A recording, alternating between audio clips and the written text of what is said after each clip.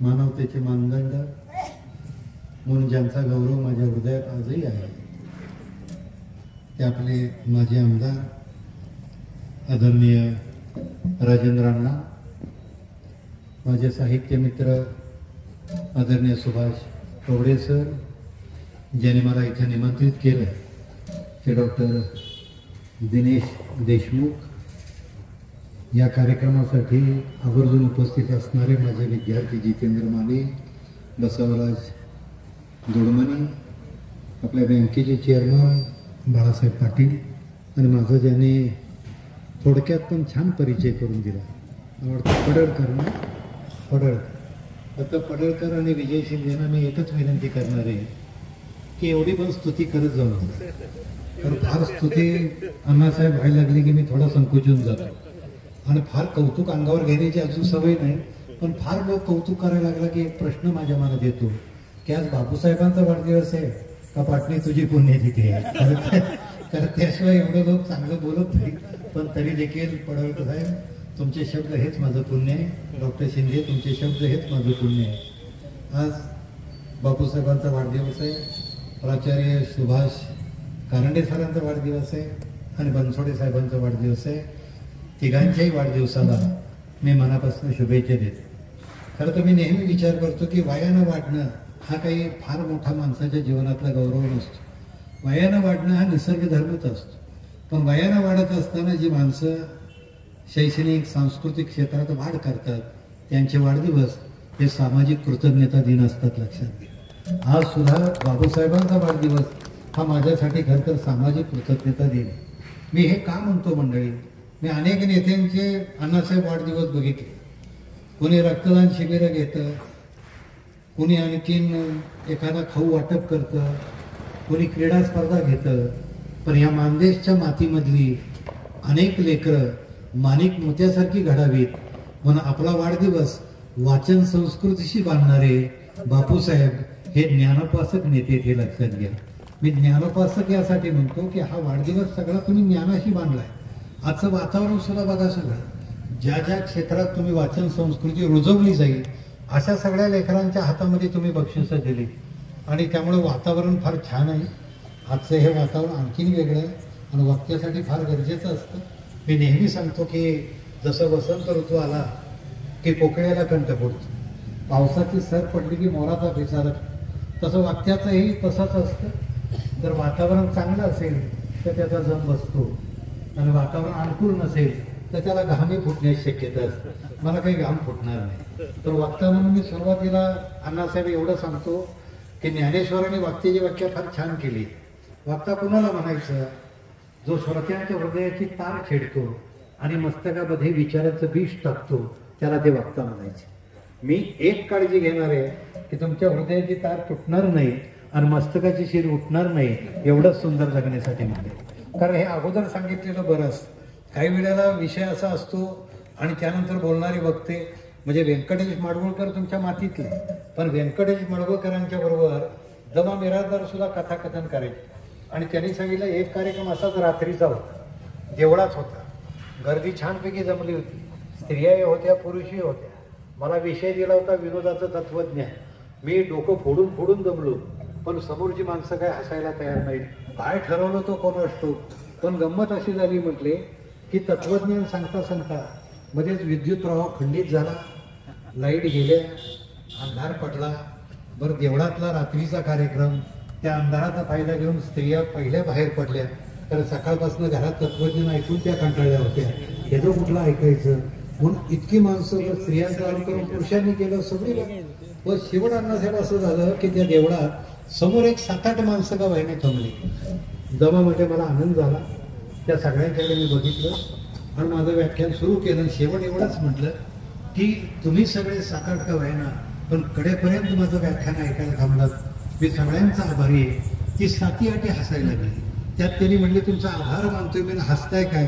तर एक जण हसत हसत उभं राहिलं. म्हटलं नाही थांबून करतोय काय, म्हणजे आम्ही देवळातच झोपाय असतो. मला तुम्ही सांगा, जर देव आता सगळी तशी आटपाडीतच आहे, मला फक्त सातारला जायचं लक्षात.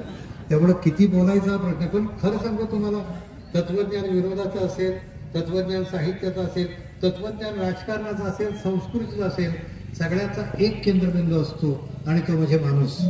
आमच्याकडं शिरवाडकरांनी फार सुंदर वाक्य म्हटलंय की नद्या सुंदर आहेत, डोंगर सुंदर आहेत, पण याहून सुंदर आहे तो माणूस. म्हणून माथ्यावरती आभाळ आणि पायाखाली रस्ता असला तरी माणसासाठी जगावंच वाटतं. माणसासाठी जी जगतात ना ती देवमाणसं, ती देवमाणसात एक राजेंद्र आहे. माणसासाठी जगतात. मी तुम्हाला नेहमी सांगतो, कित्येक वेळा माणूस पैशासाठी जगतो, कित्येक वेळा आणखीन वेगळ्या कारणासाठी जगतो. बापूसाहेबांचं आयुष्य जर तुम्ही बघितलं तर त्यांच्याही जीवनाचा केंद्रबिंदू माणूसच आहे. मग त्यांचा देव पण कुठे आहे? आज तुम्ही सगळी बाबासाहेबांच्या जन्मशताब्दीला जेव्हा मुलांना पुस्तकं वाचायला सांगता, लाखो लोक पुस्तकं वाचतात, अगदी आबालवृद्ध सगळे पुस्तकात गुंततात. मला वाटतं महाराष्ट्रात एवढा एकमेव वाढदिवस असेल जो वाचन संस्कृतीशी बांधला गेलाय, जो ज्ञानाशी बांधला गेला. लक्षामध्ये घ्या. म्हणून जर मला कोणी सांगितलं बापूसाहेबांच्या वाढदिवसाचं एका वाक्यात वर्णन करा तर मी तुम्हाला सांगितलं मी सातारवरून आलो. ज्याला उमरलेली सुंदर फुलं बघायची ना त्याने आम्ही कास्त पुष्पपटार बघावं. ज्याला कातळावर कोरलेली शिल्प बघायची आहेत त्यांना आमच्या अजंठा वेरूळची लेणी बघावी.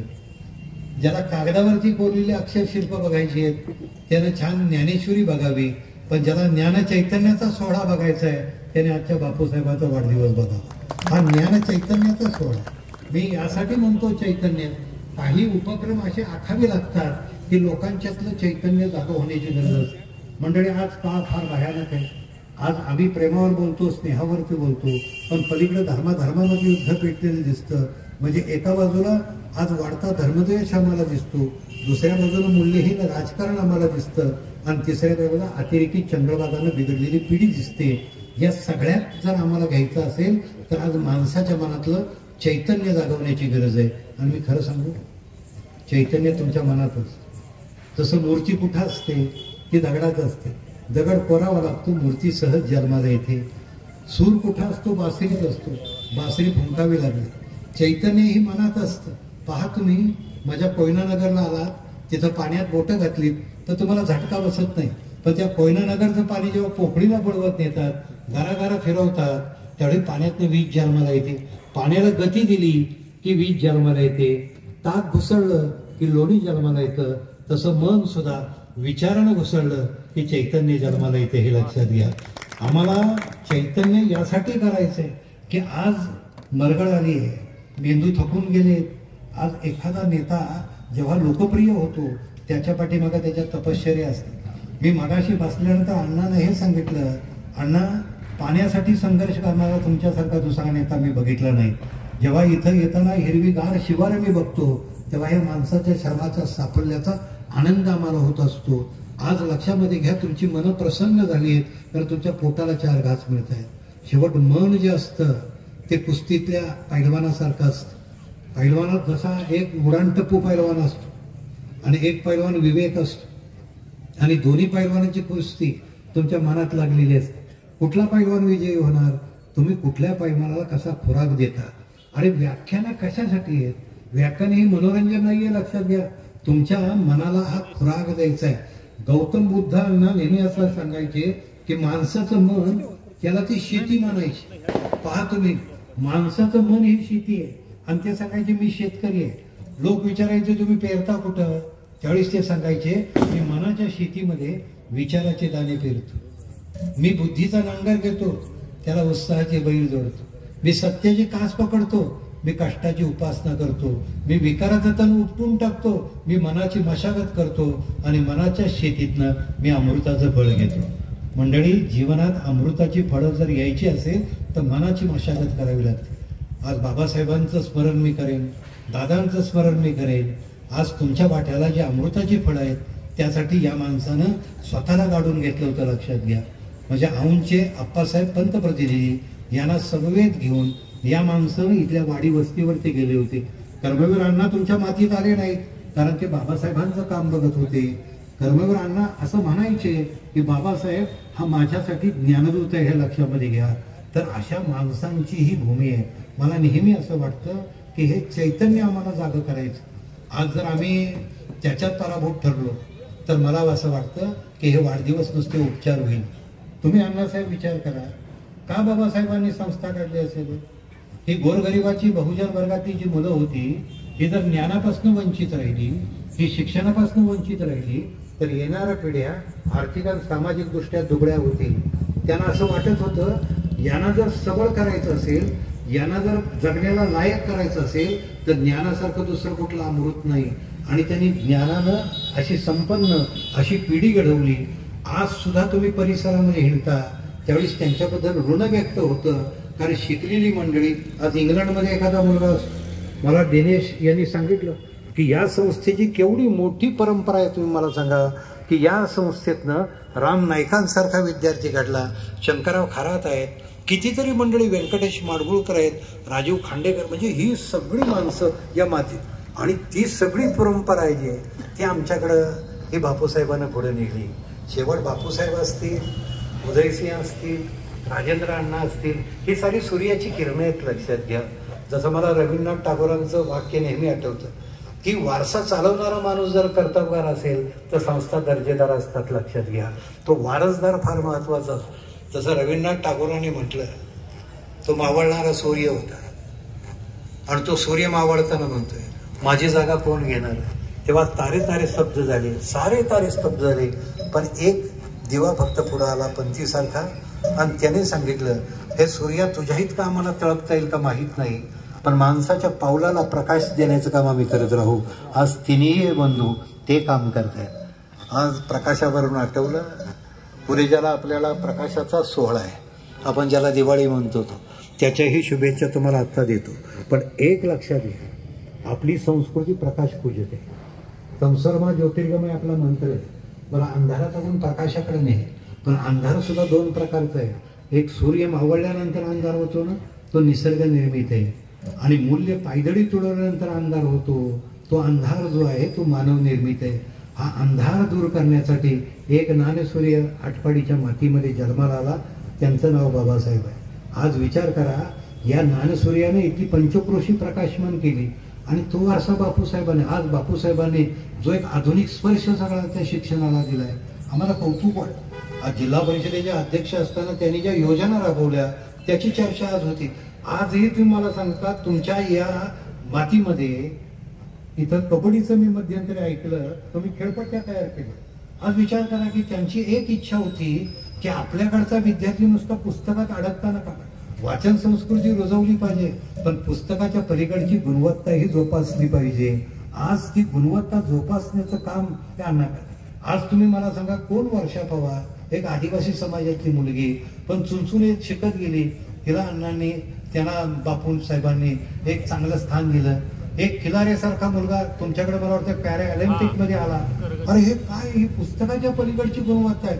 मी पालकांना खरं सांगू तुम्हाला, आमच्याकडे दादा होते, किती शिकले होते वसंत दादा, पण त्यांच्या इतकं ज्ञान असणारी माणसं किती होती.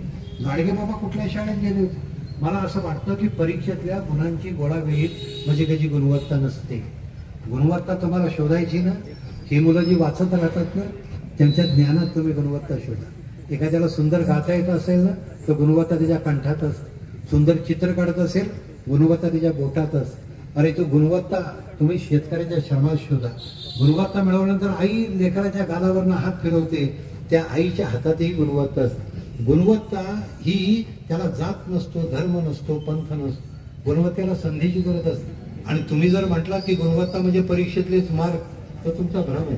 आणि अण्णा खरं सांगू, आज पोरांचे मार्क बघितले ना, 90% म्हणजे कुठं 10% काढले हेच कळत नाही. म्हणजे पु ल देशपांडे तर हे सगळे मार्क बघितल्यानंतर नेहमी म्हणायचे की एवढ्याशा मार्कात गरीबाची 3 पोरं पास होती. म्हणजे आत्ताच्या मार्क. आज आमचे सुनील जंजाळ इथं आहे, त्यांना माहिती आहे जवळजवळ, ते शिक्षकच. आज शिक्षकांना सुद्धा समजत नाही, जो शिकवणारा शिक्षक असतो ना, त्याच्या आयुष्यात सुद्धा कधी एवढे मार्क पडलेले नसतात. मला मध्यंतरी एक जण आला, 10वीचा निकाल लागला, 2 पेढे घेऊन आला. वर्ग एकच आणि पेढे 2. त्याला म्हणलं 2 पेढे का, म्हणले 2 पिढ्यात पडले नाही तेवढे मार्क याला पडले. म्हणलं किती टक्के पडले, तर मला म्हणला सर आता 90% पडले. मग तुम्ही काय ठरवलं, म्हणले काय नाही आता कलेक्टर करायचं.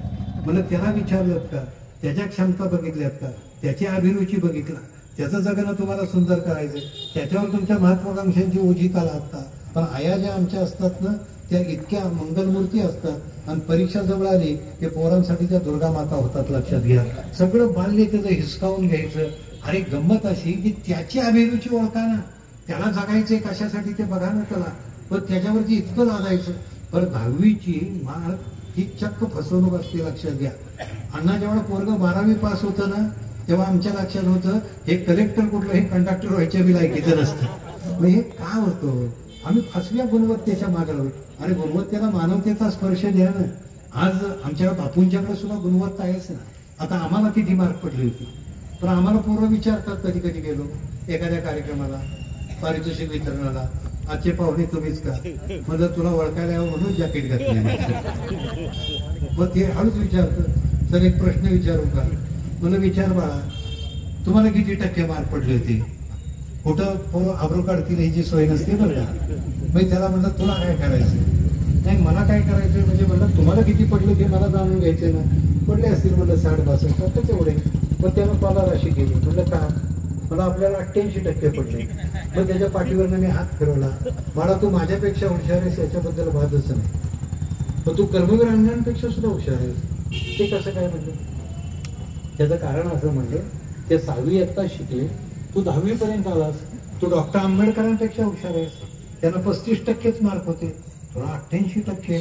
तू गाडगे बाबापेक्षा इतका हुशार की तुझंच नाव विद्यापीठाला द्यायला पाहिजे होतं. तू इतका हुशार आहेस. पण बेटा आयुष्यभर एक वाक्य लक्षात घे की गुणांची टक्केवारी म्हणजे गुणवत्ता नसते, तर टक्के टोनपे खाऊन मिळवलेलं यश म्हणजे गुणवत्ता असते. हे ज्यावेळेस तुला कळेल तू टक्के टोनपे आयुष्यात किती खाल्लेस. आज तुम्ही पहा की बापूसाहेबांचं सगळं जीवन बघितलं तर अगदी अण्णासाहेबांचं जीवन सगळं तुम्ही बघा, बाबासाहेबांचं सगळं जीवन बघा. ही माणसं टक्के टोनपे खात मोठी झाली. त्यामुळे सामान्य माणसाबद्दलचा एक जिव्हाळा त्यांच्या मनामध्ये असतो. आज तुमच्या मातीमध्ये सावित्रीबाई फुले स्मारक उभं राहते.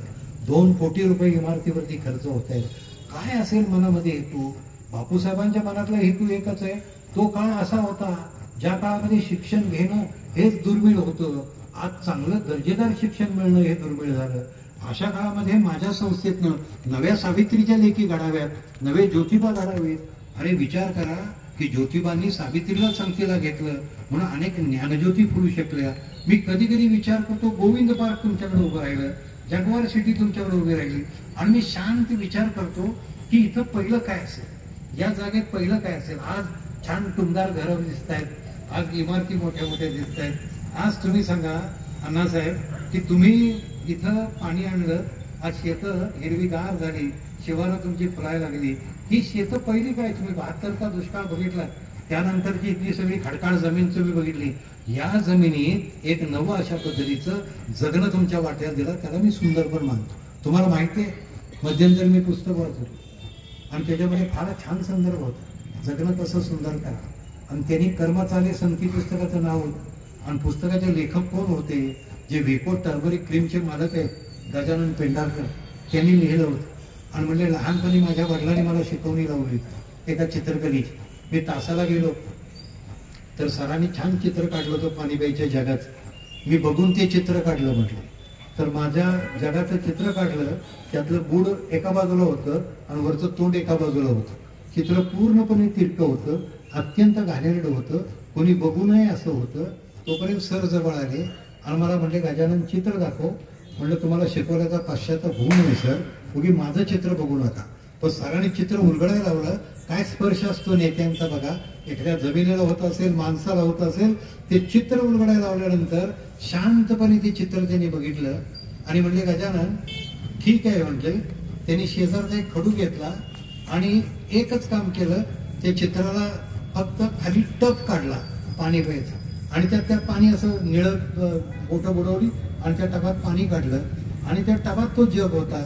त्यांनी त्या गजाननाला विचारलं बेटा आता पाण्यात वस्तू कशी दिसते? सर मला पाण्यात वस्तू तिरकी दिसते. मग जरी तू जग तिरका काढला असता तरी त्याला विज्ञानाची मान्यता आहे म्हटले. आता बघ म्हणले, काळा रंग घेतला, त्याला छान शेड केली, नंतर एक खडू घेतला, त्याला ब्रॅकेट केलं आणि पेंढारकरांनी इतकं सुंदर वाक्य लिहिलंय. ते सरांना म्हणतायत सर माझं चित्र किती घाणेरडं होतं, फार विचित्रच होतं, चित्र नव्हतं असते, पण आता कसं सुंदर दिसायला लागलंय, माझ्या आयुष्याला पुरून उरेल अशी एक शिदोरी मला सरांनी दिली. म्हणजे बेटा गजानन आयुष्याच्या वाट्याला सुद्धा कित्येक वेळा विचित्रच चित्र येतं, पण विचित्र चित्रात ज्याला छान रंग भरता येतात त्याला जीवन सुंदर करता येतं. हे आयुष्यभर लक्षात ठेवा. तुमच्या विचित्र चित्रात सुंदर रंग भरण्याचं काम हे बापूसाहेबांनी केलं. हे चित्र विचित्रच होतं, आज त्या चित्राला सुंदर करण्याचं काम. शेवट सुंदर जगणं असतं ते शेवट कुठं शाळेतनं जातं. पण तुम्ही साहित्याचा विषय घेतलाय, सुभाषरावांचे शेजारी आहेत. तुम्हाला सांगतो, साहित्याचे अक्षर सुद्धा तुमच्या जीवनाला सुंदरता देतात. आजही मला कित्येक वेळा तो पैसा येतो जातो, मित्र येतात जातात, पण मंडळी तुम्हाला सांगतो, चांगला वाचलेला एखादा ग्रंथ असतो, चांगलं वाचलेलं एखादं पुस्तक असणं ते आयुष्यभर तुमची सोबत करत राहतं. तुम्हाला वैचारिक बैठक देतो. मी तुम्हाला कित्येक वेळा म्हणतो की तुम्ही एखाद्या रात्री जेवलात तर तुमचं जेवण त्या रात्रीत पचून जातं, पण चांगलं पुस्तक आयुष्यभर खचून जाऊ नये म्हणून तुम्हाला उपयोगी पडतं. लक्षात घ्या, पुस्तक खचून जाऊ नये. आणि जीवनात एक पहिली गोष्ट लक्षामध्ये घ्या की ग्रंथासारखा सच्चा मित्र कुठला नसतो, ग्रंथासारखी चांगली सोबत कुठली नसते. त्या शांता शेळकेने एका ठिकाणी लिहिलं, एक कवी रस्त्यानं जात होता. आता विचार करा, काही माणसं मला प्रश्न विचारतात की तुम्हाला पुस्तक वाचलं की काय मिळतं. आता तुम्ही मला उत्तर द्या, मला काय मिळत असेल पुस्तक वाचलं की? मी त्याला सांगितलं मला आनंद मिळतो. मग आता माणसं बी काही थोडीला असतात, ज्या माणसात पाटण्यासर टाळी म्हटलं टाळी कशाची म्हणले, तुम्हाला वाचलं की आनंद मिळतो, आम्हाला थोडी टाकली की आनंदच मिळतो म्हणले. हो, काय चुकलंय त्याला? त्याला आनंद मिळतो, आम्हालाही आनंद मिळतो. फक्त त्याला मी एकच सांगितलं, बाबा तुझा आनंद क्षणभंगुर आहे, माझा आनंद शाश्वत आहे. तुझ्या आजच्या आनंदातनं उद्याचं दुःख जन्माला येतं आणि माझ्या आजच्या आनंदातनं उद्याचा आनंदच जन्माला येतो. जीवनामध्ये आनंद घ्यायचा आहे ना, तर अशी ग्रंथाची सोबत ठेवा. म्हणून शांता शेळकेने सांगितलं, तो कवी रस्त्यानं जाताना तर कवी आहे. आमच्या सुभाषरावांना माहिती आहे, ही सगळी मंडळी हळवी असतात, पण त्यांच्याशी कुणीही बोलू शकतं. बरोबर आहे का? कुणीही बोलू शकतं. तसं तो गवताच्या एका काडीशी बोलतोय. आणि तो काडीला विचारतोय की किती वेळ उन्हात पडलीस तू, एवढं सगळं ती सावली पलीकडे. मग त्याला काय वाटतो, कोण वाटतो, तो सावली त्या काडीला देतो आणि काडी तिथं ठेवतो आणि वरून काडीला सांगतो, आता काळजी करू नकोस, मग तुला सावली दिली. 2 पावलं पुढे येतो, परत मागे येतो. त्याच्या मनात एक विचार येतो, अरे सावलीत शेवट काडी एकटीच पडली आहे. मग तो काडी घेतो आणि मधनं कटकन मोडतो, काडी शेजारी काडी ठेवतो आणि पुन्हा काडीला सांगतो, आता काळजी करू नकोस, हे बघ तुला सोबत दिली आहे म्हटले. शांताबाई पुढे छान वाक्य बोलतात की काडी मोडता येते, काडीला काडी जोडता येते आणि काडीचे एकाकी पण दूर करता येतं, पण माणसाला कसं मोडायचं? तेव्हा शांताबाई पुढे उत्तर देतात, माणसाला मोडता येत नाही, पण माणसाला ग्रंथाशी जोडता येतं आणि एकाकी पण दूर करता येतं. अरे शेवट तुमचं जगणं कशाशी तरी जोडावं लागतं आणि ग्रंथांची संगत तुम्हाला सगळ्यात मोठी भाव श्रीमंत करते. अण्णा, आज तुम्ही सगळे श्रीमंत आहात, याच्याबद्दल वाद नाही. आणि माणसाला सुद्धा श्रीमंतीचंच वेळ सध्या लागले की किती माझ्या घरामध्ये पुस्तक आहे याचं वेळ नाही, माझ्या दारात गाडी आहे का, माझं शिवार मोठा आहे का. आणि ह्या सगळ्या प्रचंडपणाच्या नादात आपण जीवनातला साधेपणातला आनंद गमावून टाकलोय. मंडळी, तुम्हाला खरं सांगेन की साधेपणातही सौंदर्य असतं, साधेपणातही सामर्थ्य असतं, साधेपणातही सात्विकता असते आणि हा सगळा संस्कार ग्रंथ तुम्हाला करतात. डॉक्टर आंबेडकरांना ज्यावेळेला विचारलं मदन मोहन मालवीय यांनी, तुम्ही एवढं छान बोलता, तुमच्या घरात ग्रंथ किती आहेत? तेव्हा आंबेडकरांनी सांगितलं, माझ्याकडे 2 लाख रुपयाचे ग्रंथ आहेत, माझी स्वतंत्र ग्रंथालय आहे. म्हणजे ते 2 लाख तुम्हाला मी देतो, मला ग्रंथ तुम्ही देता का? तेव्हा आंबेडकरांनी सांगितलं, माझ्या घरातनं ग्रंथ जाणं म्हणजे माझ्या पुढीतनं प्राण जाणं, हे लक्षात घ्या. किती माणसं ग्रंथांच्या वरती प्रेम करतात. अरे तुम्हाला मी जरूर सांगेन, 1 पान रोज वाचा, 2 पानं तुम्ही रोज वाचा. आज आमचे सुभाष कवडे त्यांच्या भिलवडीच्या मातीमध्ये सगळे ज्येष्ठ नागरिक आहेत, त्यांना सगळ्यांना कवेत घेतात आणि सुंदर जगण्यासाठी पुस्तकाचं वाचन आजही त्यांच्या तिथं झालं. मी अण्णा तुम्हाला सांगेन की मला उमरग्यावरनं एका मुलीचं पत्र आलं आणि ते पत्र तिनं लिहिलं होतं की सर, मला एक असा आजार झाला होता ज्या आजारामध्ये मला कोणी भेटू शकत नव्हतं, माझ्याशी कोणी बोलू शकत नव्हतं आणि एक दिवस मला एका कुटीत ठेवलेलं होतं. माझ्यावर उपचार करणाऱ्या डॉक्टरांनी तुमचं एक पुस्तक सुंदर जगण्यासाठी माझ्या पुढ्यात टाकलं. मला तर वाचनाशिवाय काहीच नव्हतं, मी औषधही घ्यावी की नाही ह्या विचारत होते आणि तुमचं पुस्तक माझ्या हातात पडलं. मी पुन्हा पुन्हा वाचत राहिले, पुन्हा पुन्हा वाचत राहिले. आज तुम्हाला सर मी पत्र यासाठी पाठवलेलं आहे की मी आता तरतरीत झालेली आहे, मी पूर्ण बरी झाली आहे. डॉक्टरांच्या औषधापेक्षा तुमच्या अक्षराने माझ्या जगण्याला नवं जीवन दिलंय. मला तुम्ही सांगा काय असतं शेवट? हे जे ग्रंथ तुम्हाला जे जगणं देतात ना, कित्येक वेळा मंडळी तुमच्या आयुष्यात सत्व परीक्षा पाहणारे प्रसंग येतात. जगावं का मरावा असा प्रश्न येतो. कशासाठी जगायचं? तुम्ही चेकावचं पुस्तक वाचा, पैज नावाची कथा आहे, त्यातला एक वकील आहे, तो म्हणतो कसंही असलं तरी जगणं महत्वाचं असतं. आजही जगण्याला तुमच्या उर्मी देण्याचं काम, ऊर्जा देण्याचं काम हा ग्रंथ करतो. आज उद्या दिवाळी आहे, तुम्हाला माहिती, आपल्याकडे दिवाळी अंक निघतात. मराठी भाषेचं सगळ्यात मोठं वैशिष्ट्य आहे फक्त आपल्या भाषेचंच दिवाळी अंक असतात. लक्षात घ्या, आपल्या भाषेतच साहित्य संमेलनं असतात. त्या दिवाळी अंकाची गंमत तुम्हाला सांगतो की पु ल देशपांडेचं नाव तुम्ही सगळ्यांनी ऐकलंय. चीनच्या युद्धाच्या वेळेस एक सैनिक तो तिथं गारटला होता थंडीनं, आणि त्याला रजा पाहिजे होती बायकोला भेटायला. लग्न झालेलं होतं आणि त्याला रजा नाकारली होती. मग त्याने विचार केला असलं जगणं तर कशाला पाहिजे, बायकोला कळवावं म्हणून पत्र त्याने लिहायला सुरुवात केली. वर फक्त प्रिय शब्द लिहिला. मनात हेतू एकच होता, थंडी वाजत होती म्हणून त्याने शेजारच्या काटक्या गोळा केल्या, एक चांगली शेकोटी गोळा केली आणि ती शेकोटी इतकी मोठी झाली आणि त्याला वाटलं की आता बायकोला आपण एक पत्र लिहावं. पण तोपर्यंत त्याला आठवण झाली, अरे आपल्याला बायकोनं एक दिवाळी अंक पाठवला आहे म्हटले. आणि बायकोनं पाठवलेला दिवाळी अंक तो चाळायला लागला. चाळता चाळता एक लेख भेटला पु ल देशपांडेंचा की दिवाळीतले खाद्यपदार्थ, माझं खाद्य जीवन. आणि त्याला असा आनंद झाला, बघूया तरी म्हणले आत्महत्या करायचीच आहे, बायकोला तिकडे कळवायचंच आहे, मी इकडं मरतो तो तिकडं मर, आता डायरेक्ट दोघं वर भेटूया असा मनात प्लॅन तयार केलेला. पण तोपर्यंत त्याला दिवाळी अंक मिळाला. आणि दिवाळी अंक पु ल देशपांडेचा लेख ते वाचायला आला. पु ल देशपांडेने चिवड्याचं वर्णन केलं होतं आणि त्यात तो चिवडा कुठला, तो कोल्हापूरच्या छत्र्यांचा चिवडा. तुम्हाला माहिती आहे का नाही माहित नाही, पण सगळ्यात प्रसिद्ध चिवडा कोल्हापूरच्या छत्र्यांचा होता. त्या छत्र्यांच्या चिवड्याचं इतकं सुंदर वर्णन केलं आणि ते वर्णन वाचता वाचता ते सैनिक जे होतं ते एवढं घायाळ झालं, गोळीनं बी झालं नसेल एवढं चिवड्यानं झालं. म्हटला काय हरकत नाही मरायला, पण एकदा हा चिवडा खाल्ला पाहिजे मग मेलं पाहिजे म्हटला. पण ते वाचत कडं आलं. त्या सगळ्या उजेडामध्ये तो दिवाळी अंक वाचत वाचत त्यानं लेख कंप्लीट केला. त्यावेळी पहाट उजाडलेली होती. त्यानं शांतपणे पेन खाली ठेवला. तुम्हाला बायकोला पत्र लिहिण्यात हरकत नाही, खरं तर असं काहीतरी लिहावं, असं काहीतरी जगावं म्हणून त्यांनी त्या पु ल देशपांडेंना पत्र लिहिलं. प्रिय बाई म्हटले, खरं सांगतो म्हणले, काल रात्री मारावंसं वाटत होतं पण तुमचा एक लेख वाचला, आज जगावंसं वाटतंय म्हणले. बघा वाचकानं काय लिहिलंय, प्रिय बाई काल रात्री मारावंसं वाटलं पण तुमचा एक लेख वाचला आणि जगावंसं वाटतं. त्या पु ल देशपांडेंनी त्याला पत्र लिहिलं, फार सुंदर. हे प्रिय वाचका, अरे माझ्या शब्दामुळे तुला जगावंसं वाटतं, तुला जगावंसं वाटतं म्हणून लेखक म्हणून मला लिहावंसं वाटतं. ही गोष्ट लक्षात घे. वाचणं आणि जगणं याचा अनुबंध म्हणजे साहित्य असतं. लक्षात घ्या, हे जगणं कधी समृद्ध होतं? शेवट मानवी जीवन एक मोठा महासागर आहे. दुःखाच्या मासोळ्या आहेत, मोहाच्या मगरी आहेत, संकटाचे खडक आहेत, पण त्याच्याही पलीकडे त्याच महासागरामध्ये एक शंख शिंपले असतात, त्यांचे विचारांचे माणिक मोती असतात.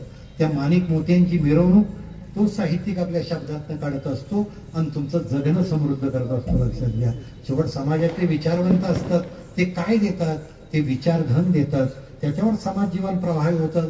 असं समजू नका की नुसतं अन्न पाण्यावर आपण जगू शकतो, असं समजू नका नुसत्या पैशावरती आपण जगू शकतो. शेवट जगण्यालाही सत्व लागतं, जगण्यालाही काही मूल्य लागतं. कित्येक वेळा आपल्या मनात प्रश्न येतो, आम्ही जगतो कशाला? तुम्ही व्हिक्टर फ्रँकलचं पुस्तक वाचा की जीवनाचा अर्थ म्हणून. त्यानं सांगितलं, त्यानं लोगोथेरपी नावाची एक थेरपी मांडली आणि त्याच्यात त्याने असं लिहिलं, पहिलं वाक्य, ज्याला जगायचं कशासाठी कळतं ना, ज्याला जगायचं कशासाठी कळतं त्याला सारं सहन करता येतं आणि जगणं समृद्ध करते. जगायचं कशासाठी कळलं पाहिजे आणि त्यासाठी नकळत काही संस्कार. कशासाठी आम्ही पारायण सोहळ्यात घेतो? मला अण्णा वयाच्या 9व्या वर्षी माझ्या वडिलांनी मला ज्ञानेश्वरी पारायण सोहळ्यात बसवलं. काय माझं वय होतं वय, पण अशा टप्प्यात मी 9वीला होतो, मला पारायण सोहळ्यात बसवलं. बरं मी रोज आपला सगळ्या त्या म्हाताऱ्या कोताऱ्यांच्यात आपल्या ते जाती घेऊन असं आता त्याच्यावरती पुस्तक लिहिणे ज्ञानाचं नाव आहे, आणले तुमच्यासाठी काही पण ते ज्ञानेश्वरी वाचायला लागले की वडील घरी आले की विचारायचे किती अध्याय झाले, आम्ही सांगायचं 2 झाले 3 झाले. ज्ञानयोग वाचला का, भक्तियोग वाचला का, भक्तियोग समजला का. आम्हाला वाटायचं कुठनं योग कर्मभोग आपल्या वाट्याला आलाय. अहो योग कुठं. पण वडिलांना मी एक दिवस धाडसानं म्हटलं, अण्णा मला काही हे कळत नाही, समजत नाही. नाही तुला समजत नाही हे मला कळतंय, मला समजत नाही हे तुम्हाला कळतंय, तर मी का वाचायचं. माझ्या वडिलांनी जे उत्तर दिलं ना ते आजही माझ्या मनात किती वेळा रुंजी घालते. मला म्हटलं आपण सकाळी स्नान करतो, हो म्हटलं. पाणी अंगावर घेतो, हो म्हटलं. मग अंगावर घेतलेलं पाणी अंगावर राहतं का म्हटलं पाणी अंगावर राहत नाही. तर स्नान केलं मन कसं होतं म्हटलं मन प्रसन्न होतं. बेटा पुस्तकातून चांगल्या ग्रंथाचा अर्थ नाही लक्षात राहिलं तर चालेल, नुसत्या वाचनानेही मन प्रसन्न होतं. मन प्रसन्न होण्यासाठी तुम्हाला चांगल्या ग्रंथांच्या संगतीत, आज बापूसाहेबांचा वाढदिवस आपण ग्रंथांच्या संगतीत साजरा करतोय. त्याचं कारण असं आहे की जर वाचन संस्कृती वाढली तर एक सुजान सुसंस्कृत पिढी जन्माला येण्याची शक्यता आहे. आजही भरभरलेली पिढी जन्माला येते, वकवकलेली पिढी जन्माला येते. त्याचं कारण आमचं हे वाचनाचं ज्ञानाचा संबंध. आज एखादा माणूस विचार करा, तुम्ही एवढ्या कल्पकतेनं तुम्ही हे अभियान इथलं राबवताय. मला सगळ्या संयोजकाचं मनापासून कौतुक करायचं. आज जर ही पिढी उद्याच्याला घडली ना, बघा ती सुद्धा उठून गेली. तुम्ही बघितलं का समोर, म्हणजे ज्याने ऐकावं ती घरी गेली. तुम्ही बक्षीस दिली का अगोदर. मी अण्णांना म्हणत होते आता नंतर त्या 4 वर्ष कानावर काहीतरी पडतील म्हणले, पण त्यांना हातात पडलं त्याच्यातच ती खुश झाली. म्हणजे कानावर कशाला पडलं पाहिजे. पण तुम्हाला मी सांगतो त्यांना समजलं. त्या सुधा मूर्ती तुम्हाला माहिती आहे, लहानपणी वडिलांनी त्याला एका व्यावसायिकाचं घर दाखवायला.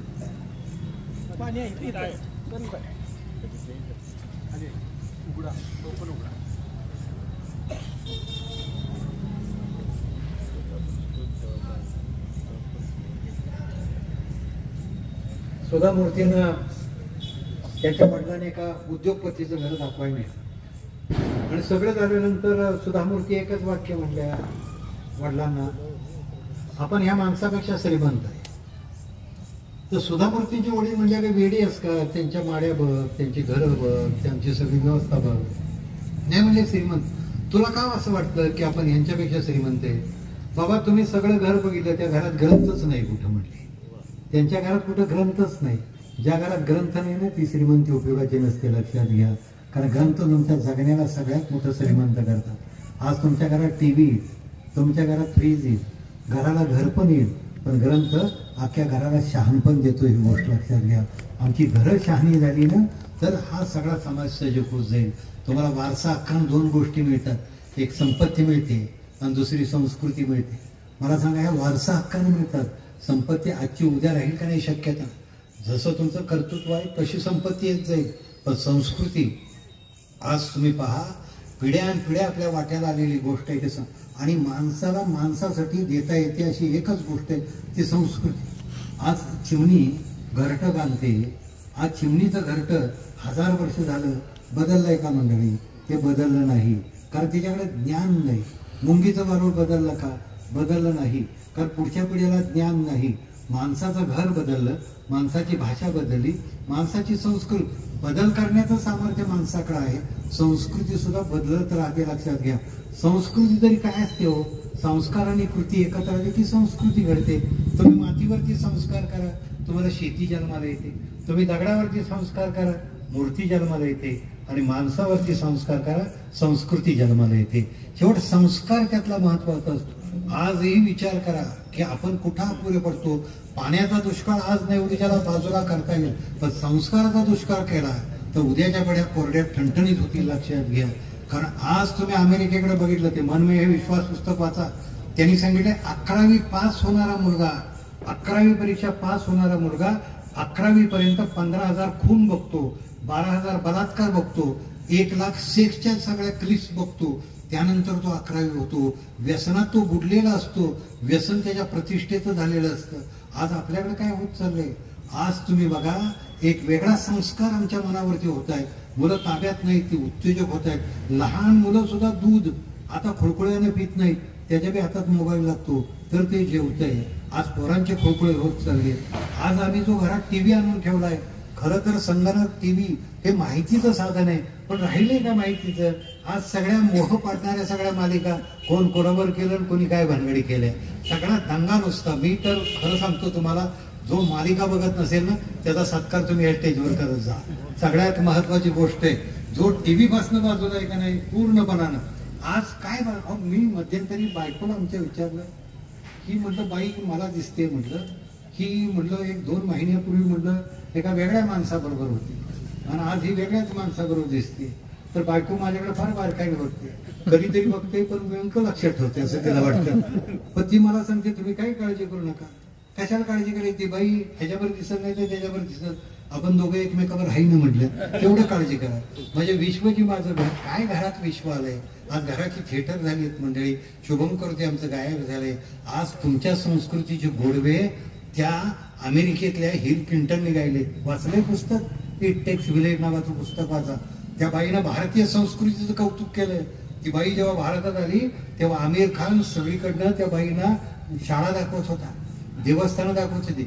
आणि ग्रामीण भागात जेव्हा त्या बाई आल्या हिलरी क्लिंटन, तेव्हा नवरा बायको सुखानं कशी जगतात.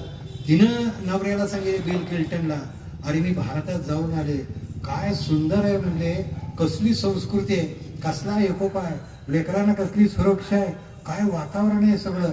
आणि बाईने खाली ओळी लिहिली आहे. आज अमेरिकेत सगळं आहे.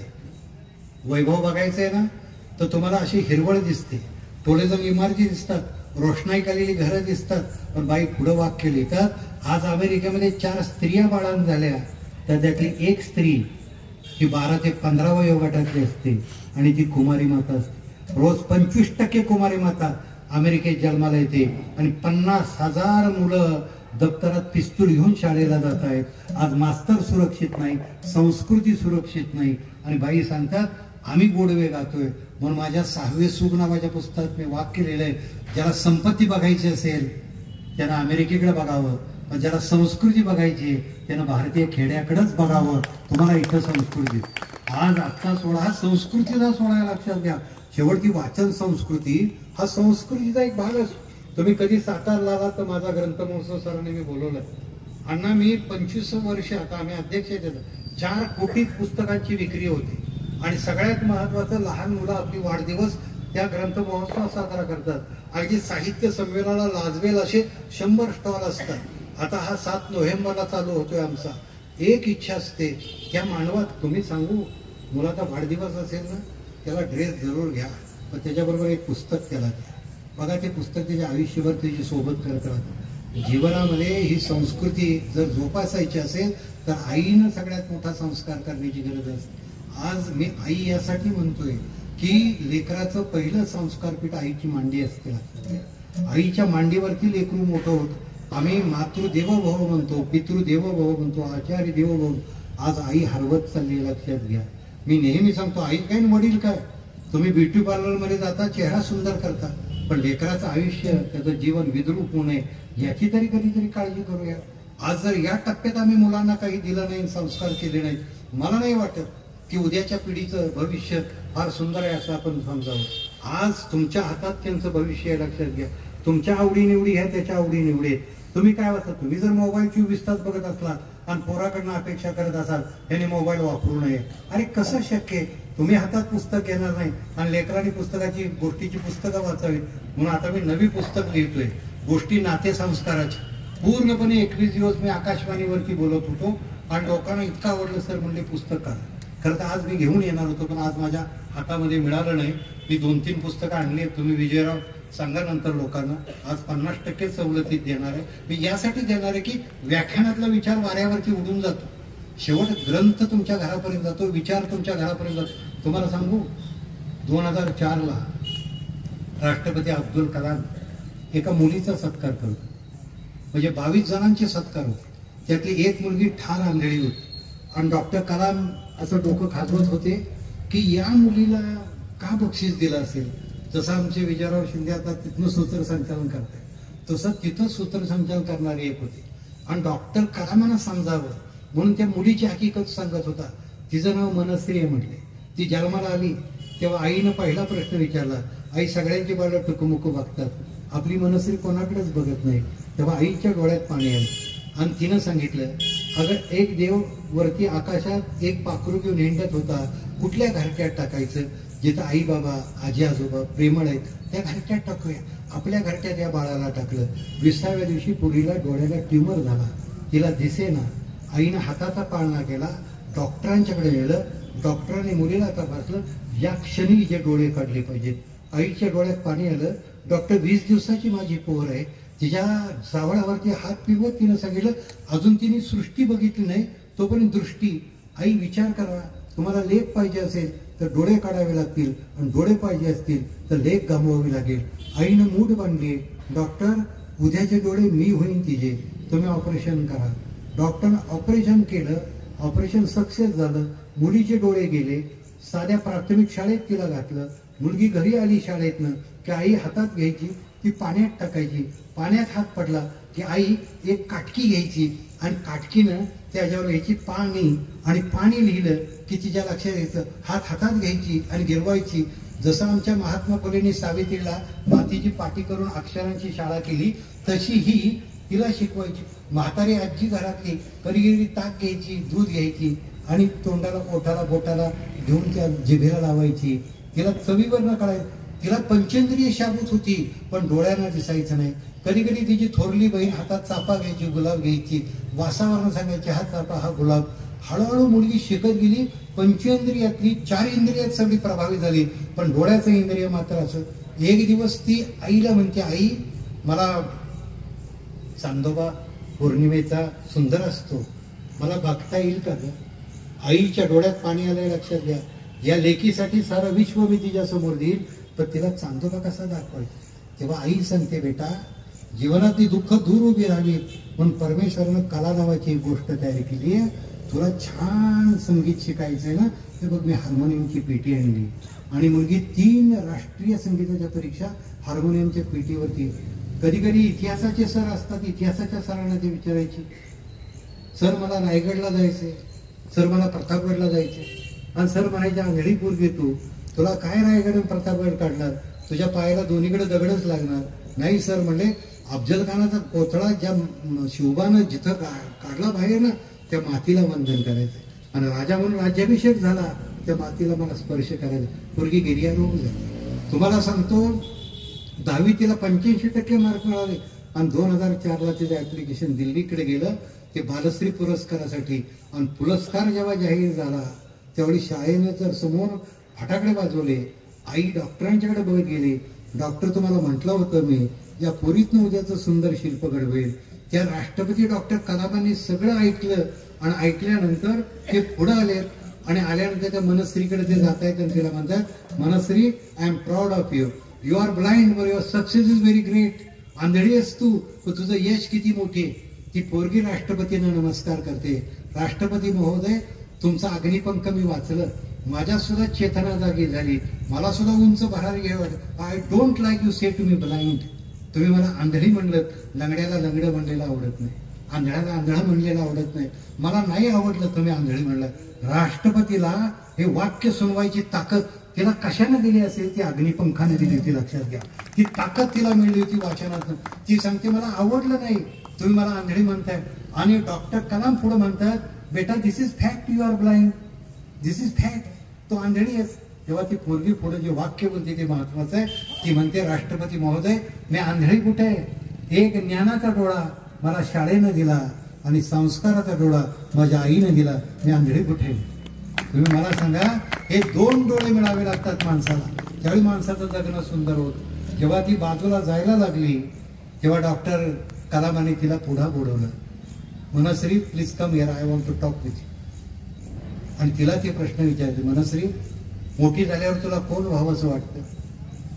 आपल्या पोराने विचारून बघा, 10वी 12वी झालेल्या, तुला कोण व्हावंसं वाटतं? एकदा ते आईकडे बघतं, नंतर वडिलाकडे बघतं, दोघं मिळून त्याचं वाटोळ करायची करतात. त्या पोरीने एक उत्तर दिलं की, राष्ट्रपती महोदय, मला संगीत शिक्षिका व्हावं. माझ्या आईने संगीताचे सूर माझ्या काळजात पेरलेत म्हणजे. आणि डॉक्टर कलामांनी टाळ्या वाजवल्यात आणि तिला विचारतायत, मनश्री, फिर दिल्ली कब लौटाओगी? दिल्लीला परत कधी येणार आहे? तेव्हा ती पोरगी आपला बालश्री पुरस्कार घेते आणि राष्ट्रपतीला सांगते, आज तुम्ही मला बालश्री पुरस्कार दिलाय, मी इतकी मोठी होईन की पद्मश्री पुरस्कार घ्यायला तुमच्याकडे.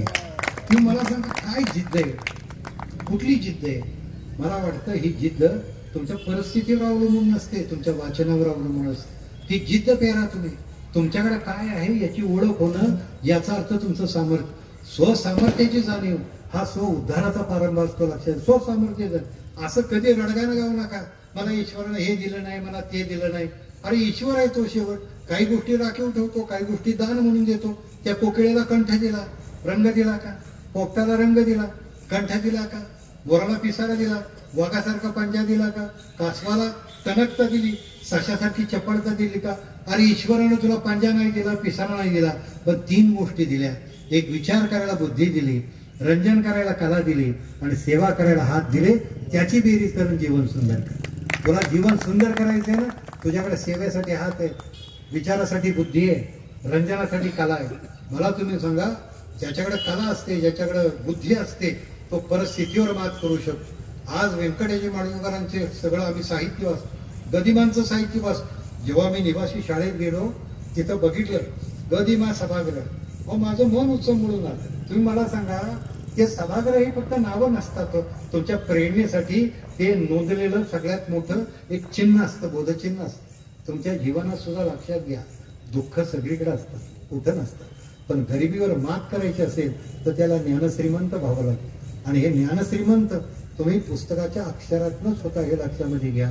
शेवट तुमच्या जीवनामध्ये जर ग्रंथ नसतील तर तुमचं जगणं शुष्क आहे. मी तुम्हाला नेहमी सांगतो की घरात जसं देवघर असतं तसं एक ग्रंथघर करा. आणि दिवाळीला एक संकल्प करा की माझ्या आयुष्यामध्ये मी एक किमान माझ्या लेकरासाठी वाढदिवसाला एक ग्रंथ घेत जाईल. बघा, ते लेकरू त्या ग्रंथांच्या अक्षरातून आपलं आयुष्य सुंदर करत नेईल. अरे डॉक्टर कलामांसारखा माणूस सर चिंचुकी विकत होतो, वर्तमानपत्राचे गट्टे टाकत होतो, आणि वर्तमानपत्राचे गट्टे टाकता नंतर BSc झाले. अभियांत्रिकीला प्रवेश मिळाला मद्रासला. घरात पैसे नव्हते. आम्हीच्या डोळ्यात पाणी आलं, आब्बाच्या डोळ्यात पाणी आलं. आणि त्यावेळी लग्न झालेली बहीण भाऊबीजेच्या निमित्तानं, काशीच्या निमित्तानं दारात आली असेल, आणि ती विचारते, अब्बा तुमच्या डोळ्यात पाणी का? आम्ही, तू रडतेस का? तेव्हा आम्हीनं सांगितलं, अब्दुल हुशार आहे, पण घरात पैसे कुठे आहेत? तेव्हा त्या बहिणीनं आपल्या गळ्यातले दागिने काढले, समोर ठेवले. अब्बा हे दागिने घ्या, हे विका, वाटलं तर घाण ठेवा, पण या घरामध्ये अज्ञानाचा अंधार नाही पडला पाहिजे, तिथून ज्ञानाची प्रकाशवाट निघाली पाहिजे. विचार करा, अशा दागिन्यावरती कर्मवीर भाऊराव पाटलांनी रयत उभी केली. अशा दागिन्यावरती शांतिनिकेतन उभे राहिलं रवींद्रनाथ. अशा दागिन्यावरती बापूजींची जी विवेकानंद संस्था उभी राहिली. आणि आपल्या अंगठीतल्या दागिन्यावरती आटपाडी एज्युकेशन सोसायटी उभी राहिली. लक्षात घ्या. आमच्या दिनेशनं छान प्रसंग लिहिलाय. तेव्हा तुमच्या जीवनामध्ये, संस्थेच्या जीवनामध्ये रजिस्ट्रेशनसाठी सुद्धा पैसे नव्हते. अरे इमारती तर बाजूला उंच करणं होतं. तेव्हा दादासाहेबांनी, म्हणजे बाबासाहेबांनी आपल्या हातातली अंगठी काढली, तुम्हीच लिहिलं ना, आणि ती दिली, आणि त्याच्यावरती सांगितलं ही विका, आणि त्याचं रजिस्ट्रेशन. म्हणजे स्वतःच्या अंगावरचा दागिना उद्याच्या जीवनातलं सोनं व्हावं म्हणून ज्यानं दिलं, त्या सोन्यासारख्या माणसाचा हा पुत्र म्हणजे बापूसाहेब आहे. ते लक्षात घ्या. जीवनामध्ये लक्षात घ्या, जीवनाचं सोनं करायचं असेल तर हे प्रसंग इथं संपला नाही.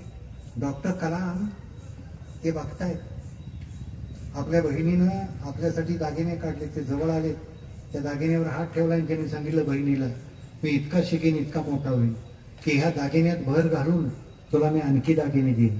तेव्हा बहिणीनं चापट मारली, सांगितलं अरे तू पुष्कळ शिक, पुष्कळ मोठा हो, मोठा झाल्यानंतर दागिन्यात भर घालून मला दागिने द्यावीस, यासाठी हे दागिने दिले नाही. तर तुझ्यासारखा गुणवान मुलगा हा भारत मातेच्या गळ्यातला दागिना व्हावा, ही माझी इच्छा आहे. लक्षात घे. भारत मातेच्या गळ्यातले दागिने कधी घडतील? जेव्हा त्याच्यावर आम्ही चांगले संस्कार करू. आणि मंडळी, तुम्हाला एक सांगेन, जीवनामध्ये सगळ्या माणसांच्या आयुष्यात चढ उतार असतात, पण जीवनाच्या परीक्षेत जर तुम्हाला अनुत्तीर्ण व्हायचं नसेल ना, तर त्याच्यासाठी एकच इलाज असतो, आणि तो म्हणजे ग्रंथ. म्हणून बापूसाहेबांचा वाढदिवस वाचन संस्कृतीचा सोहळा म्हणून तुम्ही साजरा करता, यासारखा सुंदर उपक्रम नाही. मला सुभाषराव कारंडेंनी फोन केला, सुभाषराव आमच्या कवडेंनी सगळी माहिती दिली, दिनेशरावनी लेख पाठवले, जितेंद्र मानेने आणखी माहिती दिली, सुनील जांजवाळ असतील, ह्या सगळ्या मंडळींनी. मी इतका अण्णासाहेब प्रभावित झालो, आणि म्हणून मी सांगितलं उद्या दिवाळी असली तर माझ्यासाठी आजचा वाचन सोहळा ही पहिली दिवाळी हे लक्षात घ्या. आज तुमच्यासाठी सुद्धा ही सगळी दिवाळी. जो माणूस सूर्यासारखा कळतला, चंदनासारखा गेला, आजही बापूसाहेबांचं हे काम पुढे चालू आहे. आपण सगळ्यांनी काय करायचं असतं? आपण फक्त ऊर्जा द्यायची असते. लक्षात घ्या, जीवनात संपत्तीपेक्षा प्रेम महत्वाचं असतं. आणि ही प्रेमाची ऊर्जा असते ना, 3 टप्पे आयुष्यात असतात. आता बापूसाहेब हे 3ऱ्या टप्प्यात आले, ज्येष्ठ नागरिक झाले. लक्षात घ्या, पहिला टप्पा बालपणाचा असतो, दुसरा टप्पा प्रौढपणाचा असतो आणि 3रा टप्पा ज्येष्ठ नागरिकाचा असतो. 60च्या पुढे गेला की माणूस ज्येष्ठ नागरिक झाला. 3 गोष्टीची माणसाला गरज असते. सगळ्यात पहिली गरज असते पैशाची, नंतर वेळ, आणि ती गोष्ट ऊर्जा. ऊर्जा म्हणजे उत्साह. बघा तुम्ही बालपण, तिन्ही गोष्टी उदंड असतात. म्हणजे आपल्याकडे वेळ बी उदंड असतो बालपणात, पैशाची गरज नसते आणि ऊर्जा दांडगी येते. जेव्हा प्रौढत्व येतं तेव्हा आपल्याकडे पैसा असतो, आपल्याकडे ऊर्जा असते, पण बायको चला म्हणली फिरायची वेळ नसतो. आणि जेव्हा आपण ज्येष्ठ नागरिक होतो तेव्हा आपल्याकडे पैसा असतो, आपल्याकडे वेळ असतो, पण जागेवरून उठायचं म्हणलं तर ऊर्जा नसते. सगळ्यात महत्वाची गोष्ट असते ती जगण्यातली ऊर्जा. पण बापूसाहेबांचं वर्णन पुढा स्नेहपाजारे मागा चालत आहे, अक्षरे शब्द पाठी होत आहे. आज माझे शब्द त्यांच्या व्यक्तिमत्वाच्या मागे धावतायत. त्याचं कारण हा समाजाला ऊर्जा देणारा माणूस आहे, त्यांना आपण ऊर्जा द्यायची आहे. कारण या सगळ्या तुमच्या आटपाडीच्या मातीतलं एक सगळ्यात भव्य ऊर्जापीठ म्हणून मी बाबासाहेब देशमुखांच्याकडे पाहतो, श्रीमंत बाबासाहेब देशमुख. त्या ऊर्जापीठातनं ही निघालेल्या ज्या सगळ्या शाखा आहेत, त्यात आमचे राजेंद्र अण्णा आहेत, त्यात बापूसाहेब आहेत. पण एक लक्षात घ्या, त्यांचं मूळ हे ऊर्जापीठ आहे. आज त्यांनाही मी या निमित्तानं त्यांचं स्मरण करतोय, त्यांनाही मी वंदन करतोय. आणि शेवट एक सांगतो की कुठलंही कार्यक्षेत्र एकदा पक्क करा आणि त्याच्यात तुम्ही कर्तृत्व गाजवत नाही. आज बापूसाहेबांनी एक कार्य कर्तृत्व आपलं ठेवलं. आज इथं तुम्हाला काय काय म्हणून त्यांनी निर्माण केलं लक्षात घ्या. एवढ्या सगळ्या टप्प्यामध्ये सत्ता असो नसो, मला लोकहित सांभाळायचंय, मला चंदनासारखं झिजायचंय. सुभाषराव आपल्याकडचा एक कवी संतोष काळे, त्याने एक सुंदर कविता केली. मी मुद्दाम ती कविता सादर करून व्याख्यानाचा समारोप करणार आहे. पण त्या व्याख्यानाचा समारोप करण्यापूर्वी विजयराव तुम्ही सांगा पुस्तकाची नावं सगळी.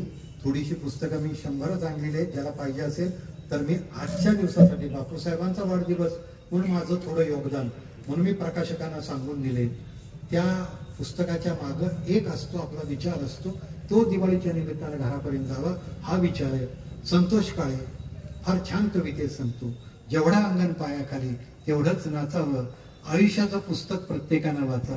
प्रत्येकाच्या गळ्यात दडलेलं एक गाणं आहे, गाणं गावं प्रत्येकानं, गळ्यासाठी अडू नये आणि गाणाऱ्याच्या वाटेवर काटा म्हणून कधी पडू नये. वेचावी शब्द फुलं. शब्द फुलं म्हणजे पुस्तकात. माझी आई आज 87 वर्षाची, पहाटे 4ला उठते, फुलं गोळा करते, त्याच्या माळा करते, देवळात जाते, देवाला सजवते. मी देवळात जातो, प्राचार्य असला तरी नमस्कार करतो, आम्ही देवाकडे बघत सांगतो. आताही मला कवडे सरांनी येताना गणपतीचं दर्शन घ्यायला लावलं, मीही गणपतीचं रोज दर्शन घेतो. फक्त देवाला एकच सांगतो, हे देवा माझ्या आईच्या फुलांनी तू सजतोस, शब्द फुलांनी माणूस सजवायचं काम मी करत राहील आणि खरोखर ते काम करतो. पण वेचावीत फुलं गुंफावेत मला, वेचलेल्या फुलांना धुमारे सुगंधाचे यावेत आणि प्रत्येकाचे हात बाबासाहेबांसारखे, बापूसाहेबांसारखे, अण्णासाहेबांसारखे चंदनाचे व्हावेत. हे चंदनाचे हात व्हावेत. ईश्वरानं बापूसाहेबांना उदंड उत्तम आरोग्य द्यावं आणि उदंड कीर्ती द्यावी अशी सगळ्यांच्या वतीनं प्रार्थना करतो आणि मंडळी थांबतो.